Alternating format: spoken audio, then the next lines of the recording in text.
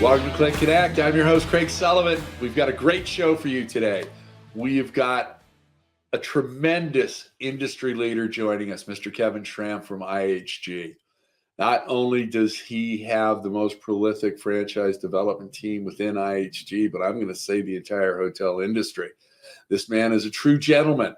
He understands the business front to back, side to side, and just a great individual. Kevin, welcome to CLIC Connect. How are you? Hey, I'm well, Craig. Thanks for having me. I appreciate the intro. It's always a pleasure to join you and be a part of CLIC and CLIC Connect. Thank you. You're a founding sponsor of the California Lodging Investment Conference, and it's such a pleasure to have you on the show. It really means the world to both producer Danny and myself. Thank you. Absolutely, I'm looking forward to it. Take it easy on me, though. It's raining outside. Things are a little melancholy already, so I'm sure you'll throw me some softball questions to start it off with.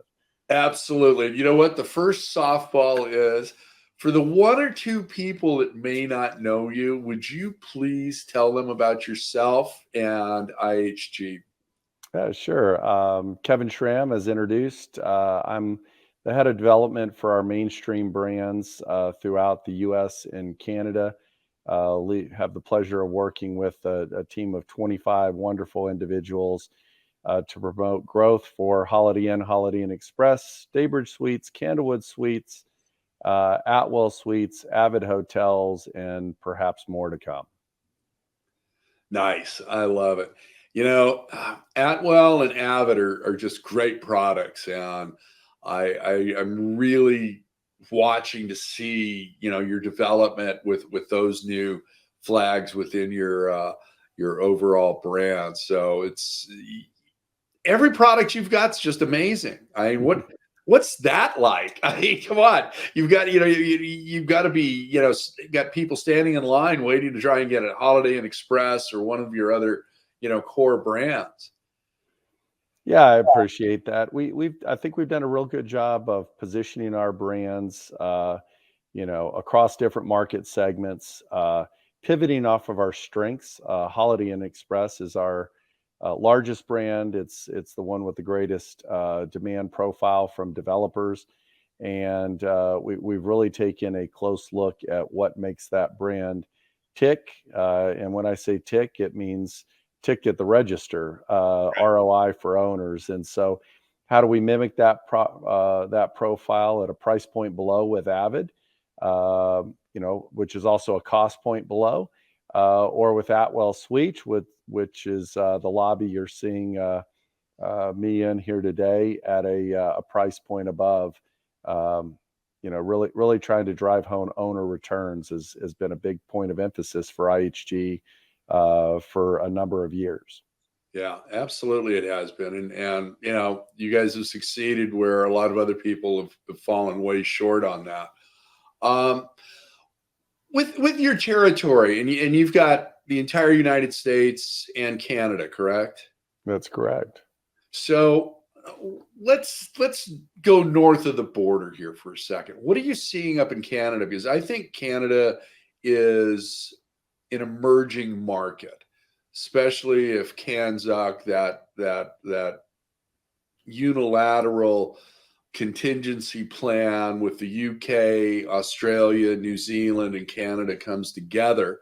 I mean, all of their points of order. I mean, we've got common language, same parliamentary government.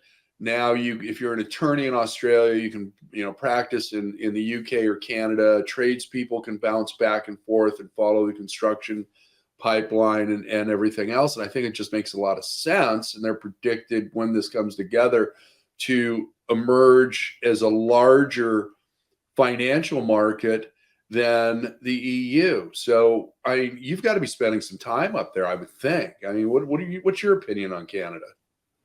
Yeah, Canada is a great marketplace for us, has been for quite some time. We've got very strong distribution throughout the country, excuse me, across a number of our brands. I believe there's still plenty of runway ahead of us. As you noted, the economy in Canada is growing. There's a level of ease of immigration that really brings quite a bit of investment capital into the nation, which helps out in all commercial real estate projects up there. So, we're seeing, as we see less U.S. developers going into Canada because of the exchange rate and the cost of repatriating their capital, we're seeing more international money come in, and that's been great for the hotel space. I would imagine so. And I mean, I love Vancouver. I think it's just one of the most beautiful spots in all of North America. So, now I don't think I'm spending the winter in Ottawa, but there's a lot going on up there, and I don't think the American traveling public is dialed in as a lot of our international brethren that go to that country. And it's good to hear that the investments are being made there. What territory? Let's come back into the U.S. What territories in the United States are just on fire for you guys right now, where you're seeing not only growth with new construction but brand conversions as well?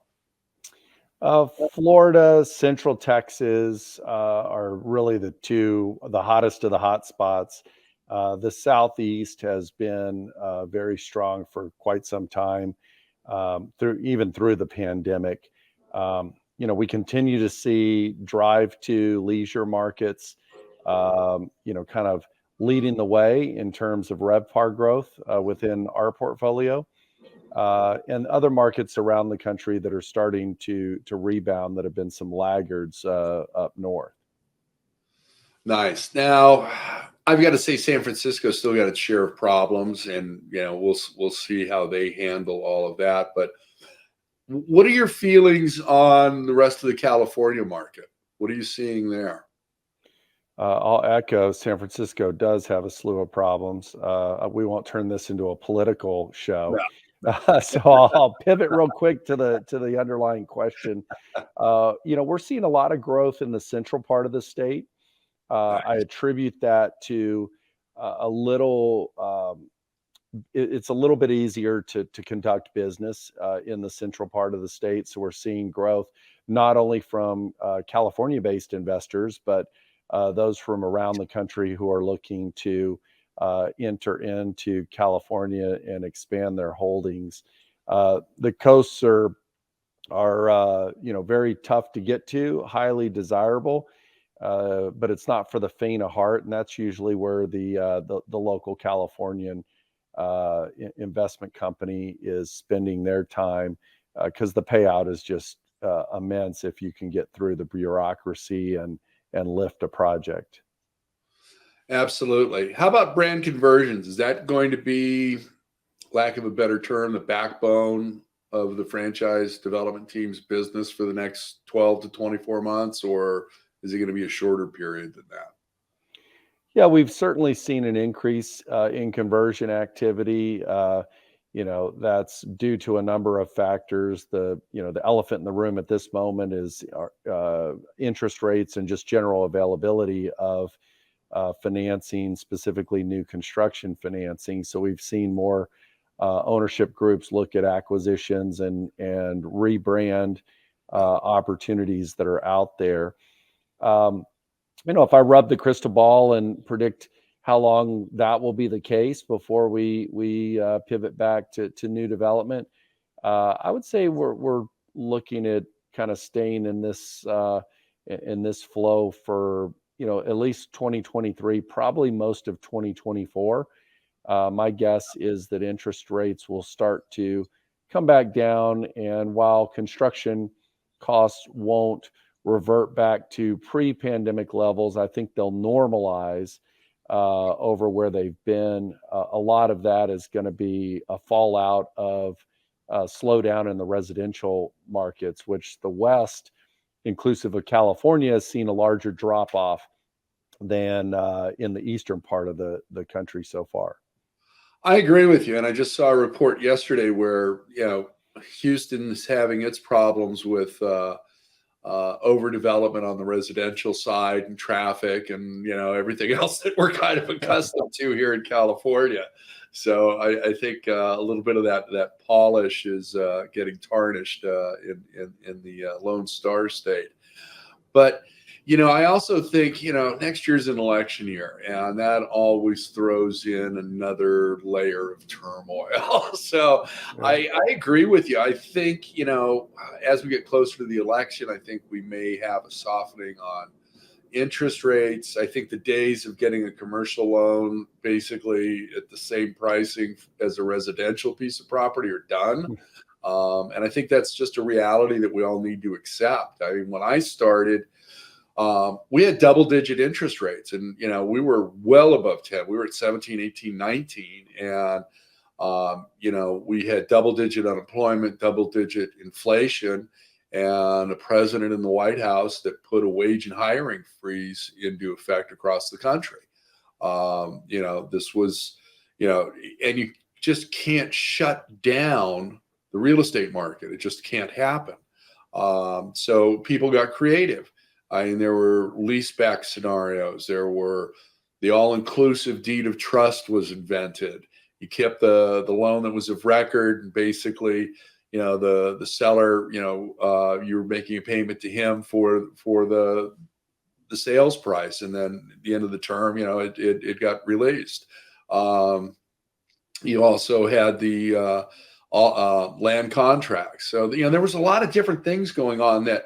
We're not seeing exotic instruments yet, but I think if it gets to a point where it's really outrageous, those are going to be making a comeback and strong and making things, a little easier on the borrowing public. I mean, it's not good if you've got a loan coming due right now, but I mean, you and I both work with clients that are stellar clients and, understand their relationships with their banking partners, and they're still able to get some deals done. And I think that's going to continue. So I'm really looking forward to us getting beyond the election cycle and getting into whatever our new norm is going to be. Buying and selling hotels right now. Are you seeing a lot of deals falling out, or are they still, getting it across the goal line? I've been preaching for months that, every deal is critical right now, and you've got to be able to, hit your marks, for going hard and being able to close on time. What are you seeing out there? Yeah, it's difficult. I believe the spread between bid ask is still, wider than what those who are looking to transact would ultimately like to see. That's kind of holding up a lot of transactions nationally, at least. We're seeing that sellers aren't realizing that elevated interest rates are limiting borrowers' ability to pay up to prices that they were able to garner for their assets, 2 years ago. And so it's like anything, that a shift in paradigm will occur. That will start to settle in. I think you're going to see transaction activity increase as floating interest rates increased. There's going to be more pressure on a seller to, take some profit from the hotel, as opposed to, try to maximizing profit or maximizing in their own mind what the profit potential is for the asset, because other pressures are mounting on them with floating rates. Absolutely. And I also think right now, I just saw a report that our friends at CoStar put out, and it looks like multifamily is not the favorite child right now. And I was talking to some people at Pasco and various other multifamily players, and they were telling me the difficulty of getting loans done. And some of them are stellar Class A clients, and that's all they deal with is Class A multifamily. And they said, that Fannie and Freddie are basically out unless you are, an A list client. And So that's I'm waiting for the flood of new hotel owners that think it's sexy to own a hotel. They're going to come in and hey, we can't do multifamily, so let's go to a hotel. And I think that makes everybody's life a little harder because you've got that learning curve. Are you starting to see any of that come through the pipeline at this point? We're both seeing it and targeting it, particularly with our extended stay brands, because it's a more Nice. natural pivot from multifamily into hospitality, because there's a lot of common elements to extended stay hotels. And what we've seen is, as cap rates for multifamily have gone down and down and down over time, you just get to a very uncomfortable point about where is the value add when you're at a 3 cap. Where do you go from there? And so we've seen investors get a little bit less optimistic about that space. In California specifically, we're dealing with a lot of municipalities that are talking about rent control, and that's a real challenge for multifamily owner and operator, because your costs are going to increase over time. You're a little insulated in California with Prop 13 on the property tax front, Right. but you have other costs that are going to increase. Most notably, if it hasn't already gone up, wait till your insurance policies due for renewal. Oh, absolutely. Between the fires that we go through, now Yeah. these rains and floods and what have you. I mean, insurers are pulling out, and the ones that are here are going to start charging, Florida and Gulf Coast like rates, for those policies. So that's going to put a lot of strain on the yield. And Yeah. so we've seen investors looking at extended stay hotels for those reasons. You also flip the script on eviction rights. Right. At an extended stay hotel, you don't pay, your key doesn't work. Eventually, you're going to, leave to go get whatever you need to go get. And, that U-bar is going to get flipped and you're locked out and you go away after, 3 hours. And landlords are starting to appreciate that, with the difficulties that they've had processing evictions for delinquent renters, post COVID. Yeah, no, I couldn't agree more with you. I think you're absolutely right on target with that. So growth for IHG in 2023. What do you think is going to be the home run for you guys? I don't know that 2023 has a home run that's visible yet. I've alluded to now twice a couple of things that we're working on, which may fall into that category, but aren't quite ready for the press release. But I think it's slow and steady wins the race for us. Holiday Inn Express continues to be a brand of high demand. Our extended stay brands are getting looks from areas that they haven't historically gotten interest from. Your traditional hotel developer who likes limited or select service is starting to really explore diversification with extended stay. I mentioned multifamily owners and developers who are starting to look into the space as well. Our Atwell Suites brand, particularly in California, given the ability to command rate with that product, is one that we're seeing quite a bit of momentum for. There's desire to do them, and folks are starting to tee up projects.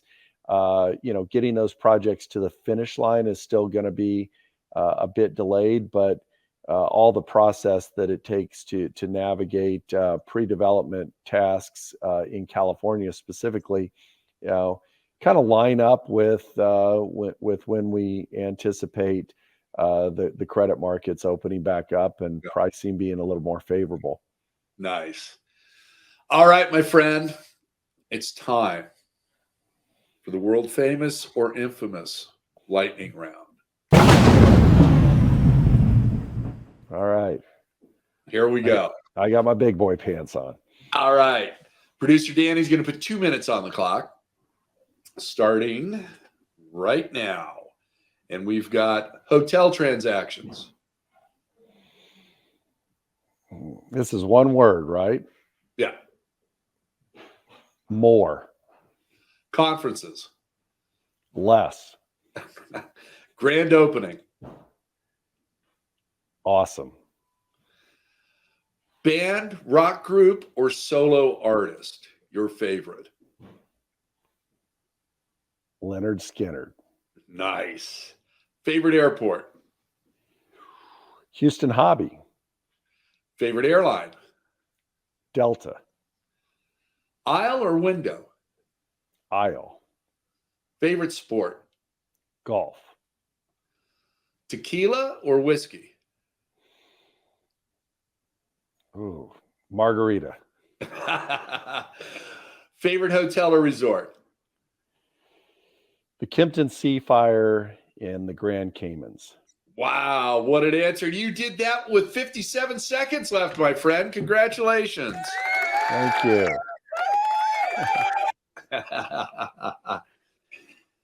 So, last question, my friend. What one thing do you want the hotel community to know about you, your team, and IHG? Ooh, where were the easy questions? You were leading up to this. This is the crescendo, I guess. There's so much to pack in there, Craig. I think that the thing that I'd want folks to know about me as an individual, IHG as an organization, and my team as a business unit is the focus that we have on trying to really prioritize the owner's role in our industry.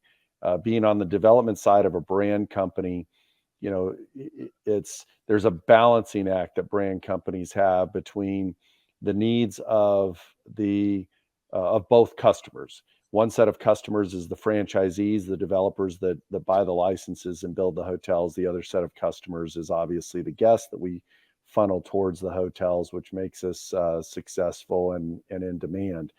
And we have really tried to keep a laser focus on the owners' returns, and the significant role that they play in the industry and within the growth of our business.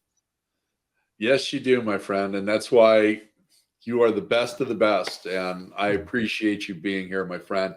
Time for a shameless plug. How can people get a hold of you and start that deal moving forward to join the IHG family?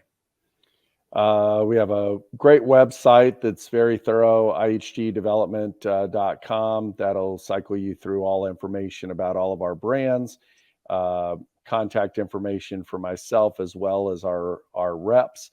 If you want to get me directly, names on the screen, it's kevin.schramm@ihg.com. And I'd be happy to try and answer the questions. Sometimes the street corners get a little bit murky, so I have to lean on my teammates, but we'll definitely respond as soon as I can. Thank you, my friend. You've got an open invitation to join the conversation anytime you'd like. So I appreciate you being here. Thank you, Kevin. Thank you. Enjoyable as always. Take care. And thank you, our audience, for joining us today. I got to tell you, if you've got the opportunity to work with Kevin and his team, please give him a call. Great individual. They've got great products. They are owner-centric. So give them a call, please. And also, don't forget to call our production partner on this episode, our good friends at Chicago Title National Commercial Services Group, California. As I've been preaching, every deal is critical. You need to be able to close on time. Chicago Titles National Commercial Services Group does have a hotel practice. That's all they do is hotel transactions, sale, refinance, construction. Hey, maybe you're doing a hotel enhanced mixed use development that's got condominiums. They can handle that as well. So give our friends Ryan Huntsman, Steven Saft, and Stephanie Zapalak a call over at Chicago Title National Commercial Services Group and let them know that producer Danny and I sent you. Thank you very much again. Looking forward to seeing you at the next episode. And remember, be kind, share your knowledge. Now go be amazing.